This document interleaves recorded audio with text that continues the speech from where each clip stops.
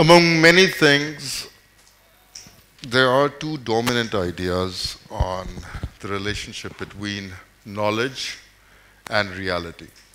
One is that knowledge leads us to reality and unveils the truth. The other is that knowledge constructs reality and consequently the truth. Some time ago, a friend of mine came to me and she said, she'd heard something over the internet. So she asked me, she said, if a tree falls and there's nobody to hear it, did it make a sound? And the bad student that I've always been, my focus was not on that question. I had a different question in my head. What if the tree did make a noise? Let's say the tree made a loud noise. Would that be the same for her as it is for me? What I mean to say is, maybe for me, the loud noise was a very normal noise. I'm used to hearing loud noises. But maybe for her, it's a rare moment and conjures a different image. What I'm trying to tell you here is that within our interpretations, we construct truths. And those truths travel to us through knowledge. Let me give you another example. The falling of a brick or an earthquake happens independently of us. But whether we interpret it as the expression of the wrath of God or a natural event depends on the dominant interpretations that have traveled to us through knowledge. And within those dominant interpretations, meaning travels. Now look at the case of Pakistan. So Pakistan has around 796,000 square kilometers approximately. It has 220 million people approximately. So till that point, it is true. But the instance we start talking about Pakistan as a political entity, and we start analyzing it as a political entity, we are subscribing to a meaning-making process. And within that meaning-making process, the interpretations start traveling and hence construct knowledge and consequently truth. So categorizations that we have heard in the last 20 years about Pakistan being a failed state and a failing state and a fragile state and insecure state, and these are all documented categorizations, are actually ways in which meaning is subscribed to Pakistan and hence an interpretation develops. Now, when we're talking about knowledge, we have to understand that knowledges are different. There's not a monolithic entity.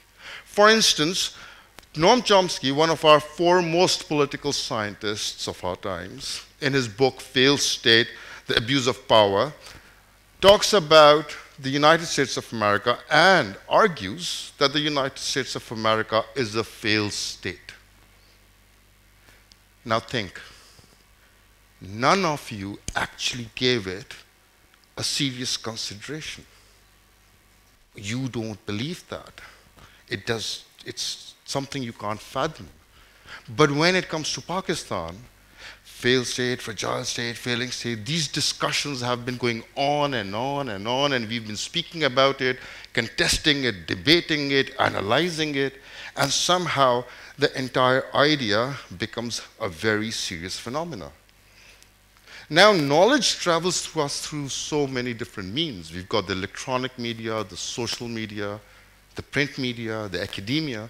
And the academia especially becomes very important because it commands a certain authority. You know, we talk about to each other, we discuss research, we validate our arguments through different research. We are communicating to each other the objectivity of what we are trying to argue. Within academia, we've got books, we've got magazines, we've got many different ways in which we communicate, but amongst that, academic journals then become this gold standard where we communicate our research to our peers. And because academic journals have rigorous peer review processes, they've got very strong editorial boards, they decide what passes as knowledge and who is authorized to pass that knowledge. So whatever research then circulates within the academic journals, that research holds a certain authority and a certain validity as opposed to other pieces of writing. Now with academic journals, I did a research and I tried to figure out what is being said about Pakistan within this research. So when I analyzed my data from 2006 till 2016 of the top 100 academic journals, an image of Pakistan started creeping up. Because the dominant themes that were being discussed within these research were militant Islam, militarism, extremism, Pakistan-US relations, Pakistan-India relations. It was as if there was nothing about Pakistan beyond these things. So imagine day in, day out, you're reading, and because academic journals have this circulation, we give it to our scholars, we give it to our students for reading lists. Imagine the kind of circulation then starts happening around, and within that interpretation, a certain knowledge starts creeping up and starts making certain truths about who we are. Now, that research concluded that 82% of the work that is being done on Pakistan within academic journals are by scholars who are positioned in the West. And even more so, within those 82%, 51% of the research that was being conducted was in publications which were promoted by think tanks. Or they were housed in think tanks. Now we know that think tanks basically subscribe to a certain national interest of their own respective governments. So what we are reading generally within these academic journals is basically inputs of think tanks to their own respective governments. And we are, as readers, taking it in as knowledge. Now, I've always wanted to tell this story about when I was doing my master's in international relations, and my thesis was on foreign aid. And I started researching on foreign aid, and lo and behold, I could not find a single Pakistani author who would have done a research on foreign aid. I mean, there were 2 or 3, but they were not very relevant to my field of work. But foreign aid, as we Pakistanis know, has been a very vital part of our political and social life. It is one of those pivotal arguments around which our conversations happen on a daily basis. And to find that nobody has done research on it was quite beguiling. And most of the research on foreign aid on Pakistan was done by think tanks who were positioned in the West. So the point then that started emerging was, it was not that the West was dominating the discourse on Pakistan. That much is true. But they had their own history. They have their own context. Those think tanks, those authors, those scholars have their own way of looking at things, their own way of processing the knowledge about Pakistan. So they were doing exactly what they were supposed to do. The problem was that there was no counter-narrative. And that was also validated by my research, where I found that from 2006 till 2016, in the top 100 journals in international relations, only 9 scholars published who were based in Pakistan.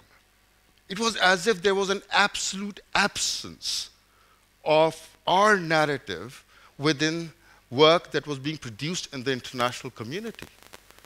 What about my lived experience?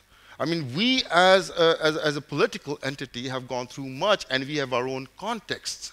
Who produces that context for us? Who writes about that context for us? When I was a kid, I was really bad at maths. And my father, he was a chemist and a scientist.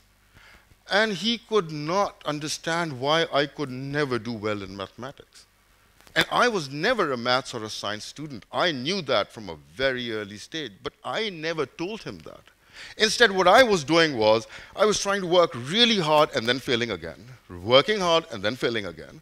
And as each failure piled up, a knowledge about me as a student started becoming a certain truth about me. I was not a good student. It was only when I communicated to him that I cannot do this, and this is not something that I'm interested in. It is courtesy of that conversation that I stand here today as a political scientist rather than a natural or an engineering scientist. So the issue then is, and this is the problem, the issue is that till the time our scholarly community and our intellectuals do not communicate our subjective experiences, our histories, our contexts to the international community, until the time there is not a dialogue, a conversation that happens between these two knowledge communities, one which is based locally and understands our political reality the way we do, and the others who look at us and have different contexts about who we are. Till the time that conversation does not happen, till the time our scholars do not participate, we will always be hostage to somebody else's interpretation of us. So what do we want in the future? We want an enabling environment for the scholarly community. We want an environment where critical thinking is fostered.